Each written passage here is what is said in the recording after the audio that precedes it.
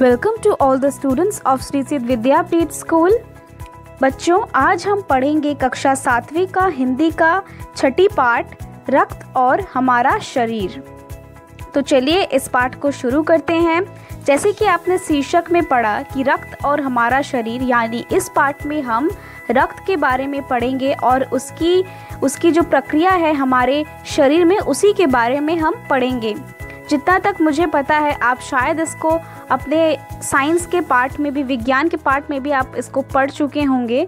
तो चलिए आज हिंदी में हम जानते हैं कि रक्त का क्या क्या प्रक्रिया होती है हमारे शरीर में। तो चलिए इस पाठ को शुरू करते हैं।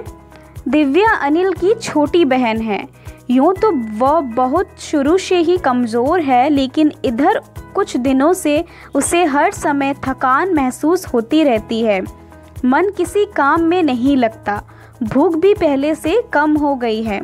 अस्पताल में उसे डॉक्टर ने देखा तो कहा, लगता है दिव्या के शरीर में रक्त की कमी हो गई है, जांच कराकर देखते हैं। यह कहकर उन्होंने दिव्या को रक्त की जांच के लिए पास में एक कमरे में भेज दिया। वहां अनिल को अपनी ही जान पहचान की डॉक्टर दीदी दिखाई दी। तो दिव्या कौन है? अनिल की छोटी बहन है।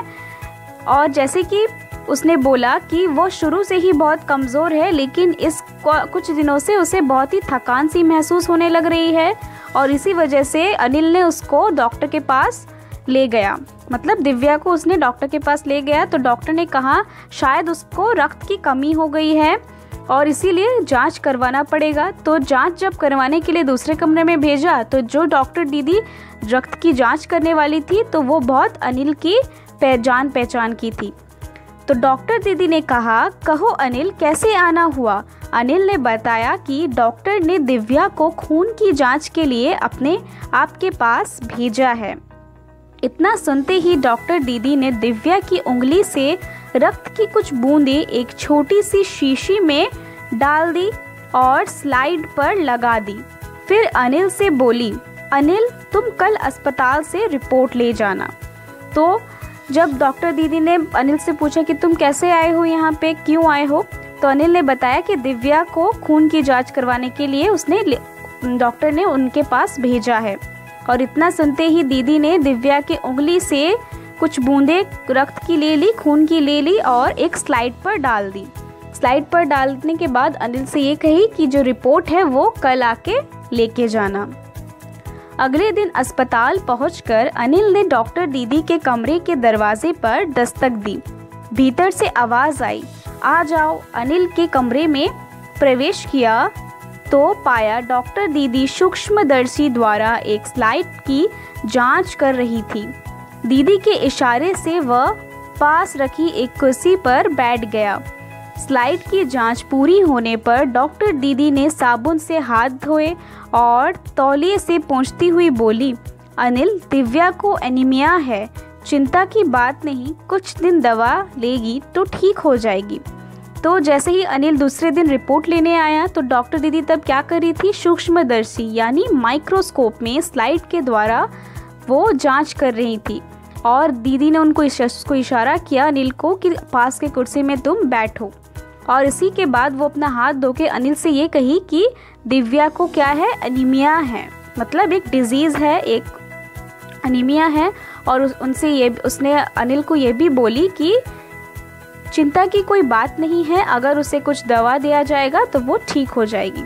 अनिल के मन में जिज्ञासा हुई। वो बोला, दीदी एक सवाल पूछूं? हाँ, क्यों नहीं, डॉक्टर दीदी ने कहा। एनीमिया से आपका क्या मतलब है दीदी? उसने पूछा। तो यह जानने के लिए तुम्हें रक्त के बारे में जानना होगा। तो जैसे ही अनिल ने पूछा कि एनीमिया क्या है, तो इसी के लिए उसने दीदी ने क्या बोला कि आपको पहले इसे जानने के लिए रक्त के बारे में यानी खून के बारे में जानना होगा, डॉक्टर दीदी ने कहा। फिर बोली, अनिल, देखने में रक्त लाल द्रव के समान दिखता है, किंतु इसे सूक्ष्मदर्शी द्वारा देखें तो ये भानुमति के पिटारे से कम नहीं। मोटे तौर पर इसके दो भाग होते हैं। एक भाग जो तरल है, जिसे हम प्लाज्मा कहते हैं। तो डॉक्टर दीदी ने अनिल से क्या कहा कि देखने से ये रक्त तो लाल का लाल एक लिक्विड मतलब द्रव की तरह दिखती है, लेकिन अगर इसे सूक्ष्मदर्शी यानी माइक्रोस्कोप से देखा जाए तो ये कुछ भानुमति के पिटारे यानी बहुत कुछ आपको देखने को मिलेगा। तो एक भाग क्या होता है जो तरल होता है यानी लिक्विड होता है, जिसे क्या कहा जाता है, प्लाज्मा कहा जाता है। दूसरा वह जिसमें छोटे बड़े कई तरह के कण होते हैं, कुछ लाल, कुछ सफ़ेद और कुछ ऐसे जिनका कोई रंग नहीं होता है, जिन्हें विम्वाणु यानी प्लेटलेट कण कहते हैं। तो एक भाग हमने जैसे पढ़ा कि तरल का भाग, उसके दीदी ने बोला तरल के भाग को कहा जाता है प्लाज्मा। दूसरा जिसमें छोटे बड़े कई तरह के कुछ सफ़ेद और कुछ होते हैं, कण होते हैं, जिसको कुछ लाल होते हैं और कुछ सफ़ेद, यानी जैसे कि हमने पढ़ा था अपने विज्ञान में red blood cells and white blood cells. तो यहीं पे हिंदी में उनको क्या कहा जा रहा है, कुछ लाल कण और सफ़ेद कण, और जिनके कुछ रंग नहीं होते हैं उन्हें विम्वाणु यानी प्लेटलेट्स कहा जाता है, प्लेटलेट कण कहा जाता है। यह कण प्लाज्मा में तैरते रहते हैं। इतना कहकर डॉक्टर दीदी ने सूक्ष्मदर्शी के नीचे एक स्लाइड लगाई, उसे फोकस किया और बोली, देखो अनिल, सूक्ष्मदर्शी द्वारा कण तुम्हें दिखाई दे रहे हैं, ये हैं लाल रक्त कण। तो जैसे ही उन्होंने ऐसा बोला तो इसके बाद उन्होंने फिर से वो स्लाइड सेट किया माइक्रोस्कोप में यानी सूक्ष्मदर्शी में सेट किया, उसको फोकस किया और अनिल को बुलाया तो बोलने लगी कि आप इस सूक्ष्मदर्शी द्वारा देखो, आपको लाल रक्त कण दिखाई देंगे। फिर तो जैसे ही स्लाइड देख मानो आश्चर्य से उछल पड़ा था अनिल। रक्त की एक बूंद में इतने सारे कण, इसकी तो वह कल्पना भी नहीं कर सकता था। वह बोला, इन्हें देखकर तो ऐसा लग रहा है मानो बहुत सी छोटी छोटी बालूशाही रख दी गई हो। तो जैसे ही उसने स्लाइड में देखा तो उसे बहुत सारे कण दिखाई दिए और लाल रंग के कण दिखाई दिए, और वो यह कल्पना भी नहीं कर सकता था कि उसे ऐसा कुछ देखने को मिलेगा। और उसे वो देखकर कैसा लग रहा था, मानो छोटी छोटी बालूशाही किसी ने वहाँ पे रख दी हो। हाँ, दीदी बोली, लाल कण बनावट में बालूशाही की तरह ही होते हैं, गोल और दोनों तरफ अवतल यानी बीच में दबे हुए। तो जैसे बालूशाही जैसे आपको यहाँ पे पिक्चर में दिख रहा है रक्त के कण, तो हाँ दीदी ने क्या बोला, डॉक्टर दीदी ने, हाँ लाल कण बालूशाही की तरह ही दिखते हैं। तो जब आप बड़े हो जाएंगे आपको भी ये कण देखने को मिलेंगे, आप भी सूक्ष्मदर्शी द्वारा ये कण देख सकते हैं। तो अभी आप यही जान के रखिए कि वो भी ऐसे बालूशाही की तरह दिखते हैं, बीच में दबे हुए होते हैं और दोनों तरफ अवतल। रक्त की एक बूंद में इतनी संख्या लाखों में, इनकी संख्या लाखों में होती है। यदि हम 1 मिलीमीटर रक्त लें तो उसमें हमें 40 से 55 लाख कण मिलेंगे। तो क्या बोली दीदी ने कि अगर हम 1 मिलीमीटर रक्त लें तो उसमें कितने कण देखने को मिलेंगे, कम से कम 40 से 55 लाख कण हमें देखने को मिलेंगे। इनके कारण ही हमें रक्त लाल रंग का नजर आता है। यह कण शरीर के लिए दिन रात काम करते हैं। सांस लेने पर साफ हवा से जो ऑक्सीजन तुम प्राप्त करते हो उसे शरीर के हर हिस्से में पहुंचाने का काम इन कणों का ही होता है। तो जैसे कि आपको पता चल गया कि शरीर में हम जो ऑक्सीजन लेते हैं तो वो जो हमारे पूरे शरीर में कौन एक दिन रात काम करके इनको प्राप्त करता है, मतलब इनको पहुंचाते हैं, हर हिस्से में लाल रक्त कण पहुंचाते हैं। इनका जीवन काल लगभग 4 महीने होता है, मतलब एक एक कण लगभग 4 महीने जी सकता है। उसके बाद 4 महीने होते ही वो नष्ट हो जाते हैं, लेकिन एक साथ नहीं होते हैं, धीरे धीरे होते हैं, कुछ आज तो कुछ कल और कुछ उसके अगले दिन। तब तो कुछ ही महीनों में यह खत्म भी हो जाते होंगे, अनिल ने कहा। यह सुनकर डॉक्टर दीदी मुस्कुरा उठी, बोली, नहीं ऐसा नहीं होता। शरीर में हर समय नए कण बनते रहते हैं जो नष्ट कणों के स्थान ले लेते हैं। हड्डियों के बीच के भाग मज्जा में ऐसे मौजूद से कारखाने होते हैं जो रक्त कणों के निर्माण कार्य में लगे रहते हैं। तो जैसे अनिल ने पूछा तब तो ये जो नष्ट हो जाते हैं तो ख़त्म भी हो जाते होंगे, तब उनकी दीदी ने बोला कि नहीं, जो नष्ट हो जाते हैं वहीं पे नए कण बन भी जाते हैं और वो कहाँ पे बनते हैं? हड्डियों के बीच में, यानी बोन मैरो, जो अंग्रेजी में बोले तो उसको बोन मैरो बोला जाता है। वहाँ पे ही ये लाल रक्त कण बनते हैं। वहाँ पे जैसे मानो एक कारखाना होता है जहाँ पे रक्त कणों का निर्माण किया जाता है। इनके लिए इन कारखानों को प्रोटीन, लोहत्व और विटामिन रूपी कच्चे माल की ज़रूरत होती है, यानी न्यूट्रिएंट्स की उनकी ज़रूरत होती है। यह पौष्टिक आहार लेते हो, हरी सब्जी, फल, दूध, अंडा और गोश्त में यह तत्व उपयुक्त मात्रा में होते हैं, यानी ये जो खाने होते हैं ये पौष्टिक आहार करने से ही ये कण वहाँ पे बनते हैं। यदि कोई व्यक्ति उचित आहार ग्रहण नहीं करता तो इन कारखानों को आवश्यकता अनुसार कच्चा माल नहीं मिलता। तो अगर कोई उचित आहार ग्रहण नहीं करेगा, यानी पौष्टिक खाना नहीं खाएगा, तो वहाँ के कारखानों को न्यूट्रिएंट्स नहीं मिलेंगे। अगर न्यूट्रिएंट्स नहीं मिलेंगे तो वो लाल रक्त कण कैसे बना पाएंगे, और लाल रक्त कण बनाने अगर नहीं पाएंगे तो खून की कमी होगी। ऑक्सीजन जो हमारे बॉडी में एक जगह से दूसरी जगह, एक हिस्से से दूसरी जगह पहुंचाती है रक्त कण, वो कैसे पहुंचाएंगी? तो इसी के वजह से इसका नतीजा यही होता है कि रक्त कण बन नहीं पाते हैं और रक्त में इनकी कमी हो जाती है। लाल कणों को, इसी कमी को एनीमिया कहते हैं। तो क्या संतुलित आहार लेने मात्र से हम एनीमिया से बच रह सकते हैं? अनिल ने सवाल किया। दीदी बोली, हाँ, यह कहना काफ़ी हद तक सही होगा। यूँ तो एनीमिया बहुत ही कारणों से हो सकता है, किंतु हमारे देश में इसका सबसे बड़ा कारण पौष्टिक आहार की कमी है। तो डॉक्टर दीदी ने क्या बोला कि यूँ तो हमारे देश में हो सकता है, बहुत सारे कारण होते हैं एनीमिया के, लेकिन हमारे जो देश में सबसे बड़ा कारण क्या है? पौष्टिक खाना नहीं खाना और उसकी कमी। इसके अलावा इस रोग का एक और बड़ा कारण है पेट में कीड़ों का हो जाना, मतलब पेट में कीड़े हो जाते हैं, तभी भी ये जो लाल रक्त कण है ये इनकी कमी आ जाती है और एनीमिया हो जाता है।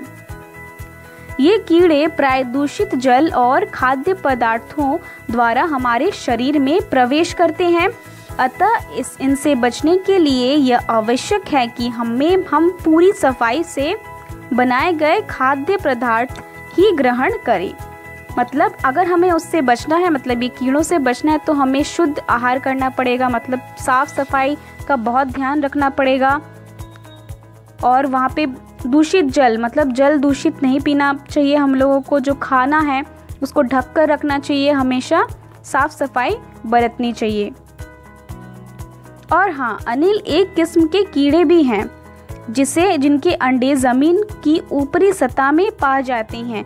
इन अंडों से उत्पन्न हुए लार्वे यानी त्वचा के रास्ते शरीर में प्रवेश कर आंतों में अपना घर बना लेते हैं।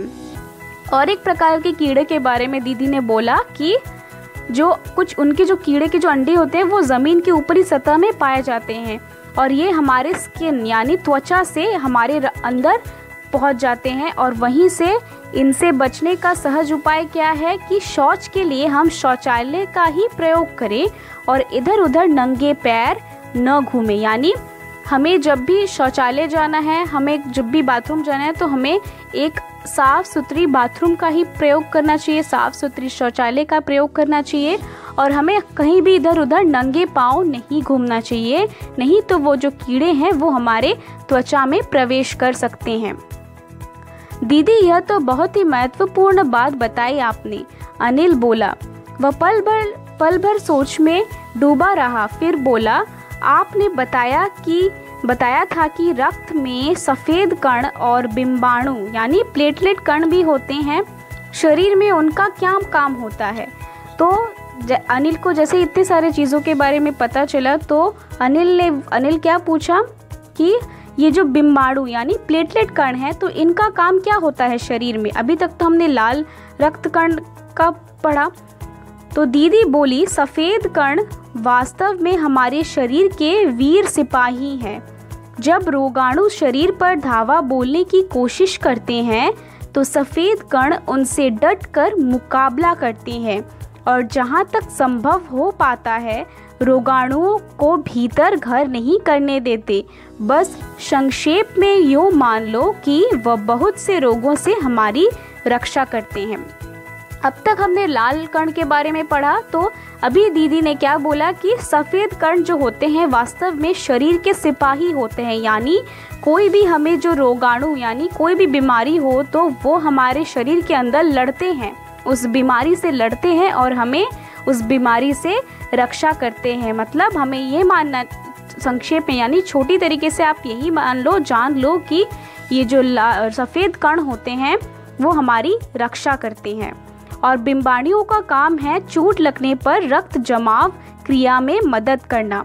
रक्त के तरल भाग प्लाज्मा में एक विशेष किस्म की प्रोटीन होती है जो रक्त वाहिका की कटी फटी दीवार में मकड़ी की जाल के समान एक जाला बुन देती है। बिम्बाणु इस जाले से चिपक जाते हैं और इस तरह दीवार में आई दरार भर जाती है, जिससे रक्त बाहर नहीं निकलना बंद हो जाता है। और जो बिम्बाणुओं का क्या काम है, जब हमें कोई भी चोट लगती है तो वहाँ पे खून ज़्यादा नहीं निकले और वहीं पे जमाव हो जाए, इसी क्रिया में वो मदद करती है। मतलब यही काम में वो मदद करती है। रक्त का जो यानी खून का जो तरल भाग यानी प्लाज्मा जो होता है उसमें एक विशेष किस्म का प्रोटीन रहता है, जिससे जो रक्त वाहिका मतलब यानी रक्त वाहिका जो कटी फटी दीवार में जो कट गया था वहाँ पे, तो वो वहाँ पे क्या करती है, एक मकड़ी के जाले की तरह वहाँ पे बुन देती है और इसी तरह और जो बिम्बाणुओं हैं उसी तरह वहाँ पे चिपक जाते हैं और वहाँ पे जो दरार यानी जो कट जाता है वहाँ से और रक्त बाहर नहीं निकल पाता। तो आप अगर इसको अंग्रेजी में जानना चाहते हैं तो इसका मतलब यही है ब्लड क्लॉटिंग। ओके। अनिल बोला, लेकिन दीदी घाव गहरा हो तो तब तो खून बहता ही चला जाता है। हाँ, ऐसे समय में उस व्यक्ति को जल्दी से डॉक्टर के पास ले जाना चाहिए। ज़रूरत समझने पर ऐसी स्थिति से निपटने के लिए कुछ टाँके भी लगाने पड़ सकते हैं, किंतु डॉक्टर के पास पहुंचने तक के समय में चोट के स्थान पर कसकर एक साफ कपड़ा बांध देना चाहिए। दबाव पड़ने से रक्त का बहना कम हो जाता है, जो उस व्यक्ति के लिए काफ़ी लाभप्रद सिद्ध होता है। किंतु अगर बहुत अधिक रक्त बह जाए तो उसे रक्त चढ़ाने की ज़रूरत भी पड़ सकती है। तो ऐसा क्या हुआ, तो अनिल ने यही पूछा कि अगर घाव गहरा हो और खून बहता ही चला जाए तब हम क्या करेंगे। तो उसी समय दीदी ने क्या बोला कि उसे जल्दी से डॉक्टर के पास ले जाना चाहिए और उस स्थिति से अगर ज़्यादा खून बहे तब तक हमें क्या करना चाहिए, वो जो चोट है उसके स्थान पर एक साफ कपड़ा कसकर बांध देना चाहिए ताकि खून ज़्यादा ना निकले और अगर वहाँ पे दबाव जब पड़ता है तो वो खून नहीं निकलता है ज़्यादा और काफ़ी वो लाभप्रद सिद्ध हो सकता है। अगर बहुत अधिक ज़्यादा रक्त कभी बह जाता है जब डॉक्टर के पास ले जाते हैं तो उनको कभी कभी खून की कमी भी हो जाती है और तभी उनको रक्त यानी खून चढ़ाने की ज़रूरत पड़ जाती है। दीदी ने समझाते हुए कहा। अनिल ने कहा, क्या ऐसे समय में किसी भी व्यक्ति का खून काम आ सकता है? तो दीदी बोली, अनिल, हर किसी का रक्त एक सा नहीं होता है। कुछ विशेष गुणों के आधार पर रक्त को 4 मुख्य भागों में बांट दिया गया है।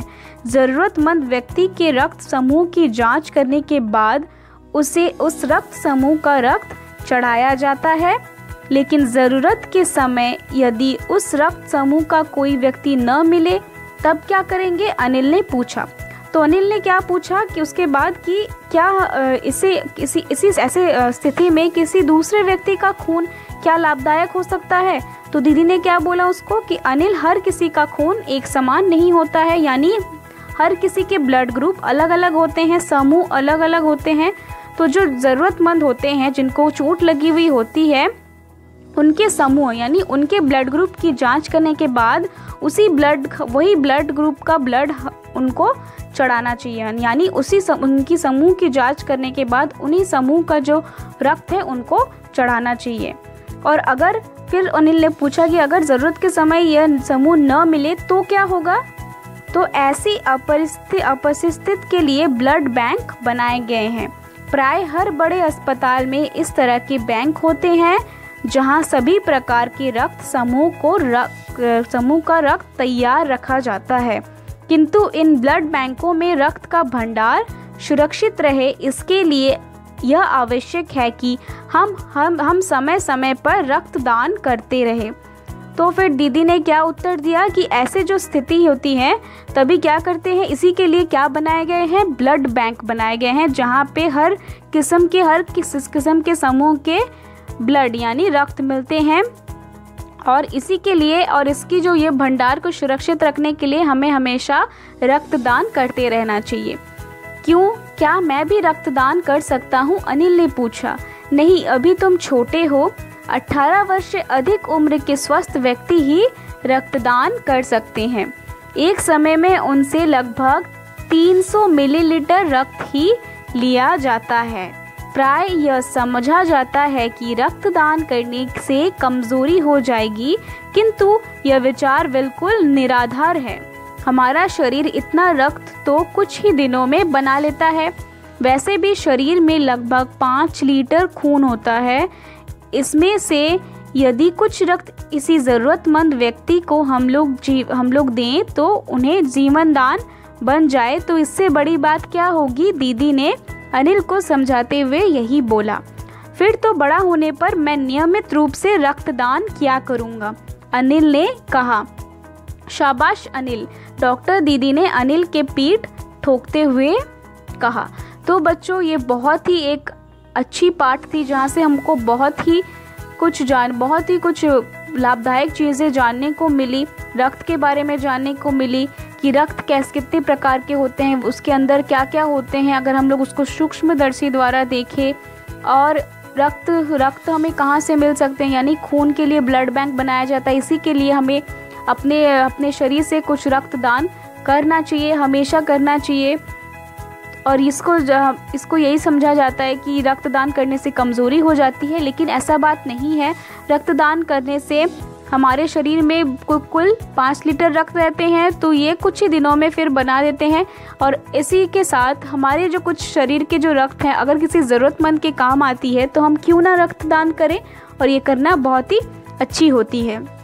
तो इस पाठ के लेखक का नाम क्या है? यतीश अग्रवाल जी। तो बच्चों, आप ये पाठ अपने घर में दोबारा पढ़िए और इस पाठ को अच्छे से समझिए। इस पाठ के प्रश्न अभ्यास हम दूसरे क्लास में करेंगे। धन्यवाद।